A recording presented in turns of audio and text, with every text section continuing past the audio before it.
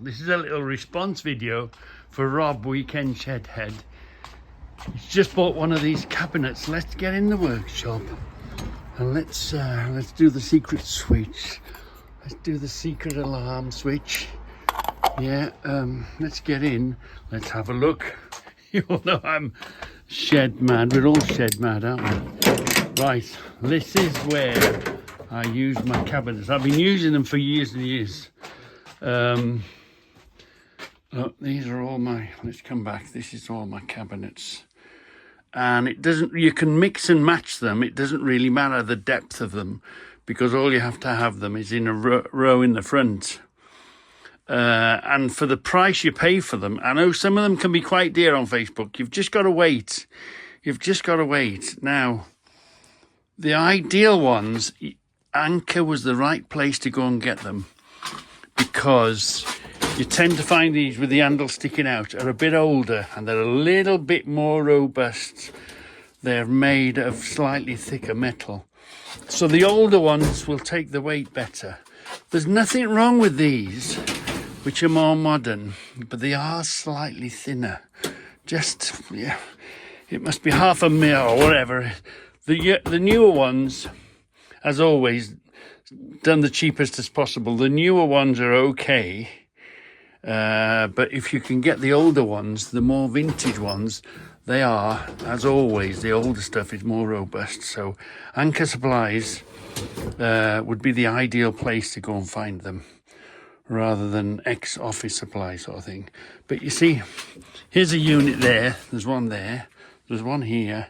In this gap here, I've got two smaller ones on top of each other because I wanted more drawers. And see, it doesn't matter if it doesn't fit, because it creates a space. And down here, and you can fill the gap, so it doesn't have to fit exact, because all you have to do is put a piece of wood in and that fits them exactly. These things, oh, I go mad on these. They're lovely because they work vertically and they work horizontally. And you can cut the doors off if you don't want the doors, but you can put them on top of each other. And the thing is, it puts it on top of this area and on top of the area, depending on how high your building is, you've still got a surface to put stuff on top. So by putting one on top of your cupboard, you're not actually losing that space. And because they're quite deep, it creates a good shelf above here as well. Yeah. So I use them there. Here's the same. On top, cabinets. Older cabinets. This is two cabinets on top of each other. This is one in the bottom with 3 drawers. They're a job to get hold of, but if you can get these little cabinet things here, for the price you pay for them and the storage it gives you, it's fantastic value. Obviously, I had a space. All I did was make a false square in there, fill it full of wood, fill the area, and of course put them on top. Put them 2 on top if you want to, whatever you want to do with them. So I use these all the time. Value for money is amazing if storage in the workshop. Some of them are small enough to go under the bench. Some of them are narrow enough to put on top of each other. If you can get this is like a house. That's a bedroom, old bedroom thing. Wood tends to swell, you know, moves in the wet. In the winter, dries up in the winter, and in the summer and in the winter, they tend to jam. So wood isn't ideal because it moves a bit. Steel, you never jam the drawers. So I've got a set there on top of each other, which is next door, which makes up between the benches. Yeah, and of course the little ones are always handy as well. Another one on the surface. And of course, because they're square, this one is hung from above. This one sits in. See this beam that runs along? So this has been fixed upwards. This hangs down from the top. So if that's the roof of your building, then you don't have to have it. They're strong enough. The bottom alone is strong enough to hold anything in it. So you don't have to be sitting on something.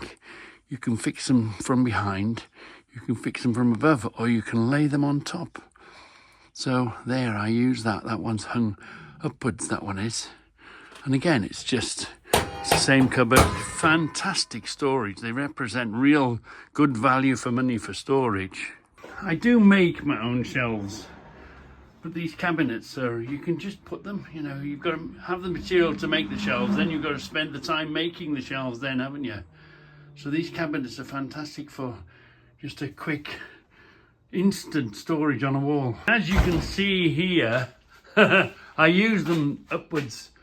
You could put whatever space. I put nuts and bolts in there. I mean, my original one was up here and I had one down there, and these two were jointed in the middle and they overhung a bit.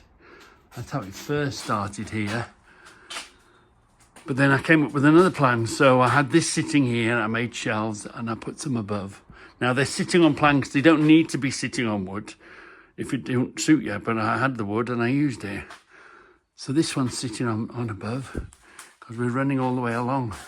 So they're sitting on top of, and then on top, and then you've still got space. These are all just empty boxes, light to fit. But if you wanted to put another one on top, you could. If you didn't mind working off a ladder. I don't really like working off a ladder. And here they are, they're up right here, and they go along. And of course, you can adapt them to fit the building. So because they're made in a square, if there was a need to shorten them, you'd just cut the end off here. And then you'd have, so there's a cabinet there, and there's two going down here. So I do like these cabinets, I really do. You can make them fit wherever you want. And at 15 quid a piece, you can't go wrong. I mean, you do see them and they are a bit dearer, but you've just got to wait. You've just got to be patient and find the ones at your price point, you know. I don't pay too much for them. If they're too dear, I just wait. So yeah, they're fantastic, these steel. And then of course, you can get AdBlue tubs. You can get AdBlue tubs. Or how I do it, I put these up above and I use AdBlue tubs. So you're not actually losing anything in there. So if I want it, I just pull the whole lot out. And that's how I use those. I'm talking about office furniture. These are fine as well, just put them on top of each other. Now initially I was putting weight on top of them, which was sort of deforming them. But all I did here was I put a set of legs here, a set of legs here and a set of legs there. Because I was keeping long planks on it, that's kept the weight off these three legs here. Are carrying the weight of what I put on top. So the weight of, you know, all the weight of the wood and the garbage I put on top doesn't squish down on them. It stands on its own three legs there, you see. Yeah. And even these wood ones are okay. Steel is better. Wood, it's subject to the damp and the moisture and all that, you know what I mean? But yeah. And even here, we've come to a corner. It was inconvenient to have the door, so it doesn't matter. I just rip the doors off, and that's allowed me to put another set of cupboards in the corner here, and I can get in easily. If there was a door there, it would be less easy. So just rip the doors off them. You've still got instant shelving. And here again, see, I had a little corner there. I thought, what shall I do? I got two of them.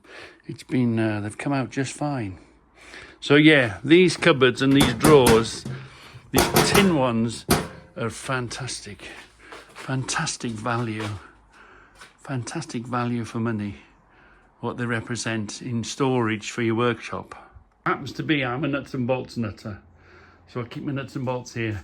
That could be one station to do one job, and then cupboards for keeping such material for it. This could be another station, a polishing or a grinding station. Whatever you wanted to turn it into. That could be another station, and that could be another station for whatever floats your boat. And you still get the storage up above. And then you also get, if you've got a tall enough building, you've got the storage above that. And there would be nothing wrong with putting another set of cupboards on top of there if you didn't mind using a step and reaching up or whatever. Yeah, so I am a total and complete fan of this these tin cabinet, tin shed, tin office, workshop stuff. I used to have strip lights and all that lot in, but I converted just the bulbs and bulb holders. Okay, now and again you've got to give them a wipe because they get filthy with dust and whatever. But when you've got a bad one, this one's gone bad for some reason. I can't remember if we've changed it recently. I don't think we did. Hold on, I'm trying to balance myself. But all you do is grab it, unplug it. Oh, that's black up there. I wonder if that's not the right thing here. Let's have a look. Oh, and all you do, look, is just replace it and bin that. You know, it's much easier and simpler, and you can have as many as you want. So we put that up there because we had it, and that's been all right. It just lights that middle area. And you know, you've often seen this corner, haven't you? Do you know when you've got a set of drawers that you don't go to very often, but when you get there you'd like a bit of light, but you don't want them part of the general light? Just look, put a sensor light there, so when I go there I can open my drawers and the sensor light, so you're not wasting electric having that lit up all the time. So if you've got certain corners that you don't go very often, do that. Your bulbs, all right, we've got a down light here, and we've put this one here. It sort of brightens up this area, but it's way easier just to put bulb holders and just change the leads, and then maybe once a year come and wipe them because they're quite dirty. Get a sort of damp rag every 6 months, give them a wipe, put them back in. Yeah.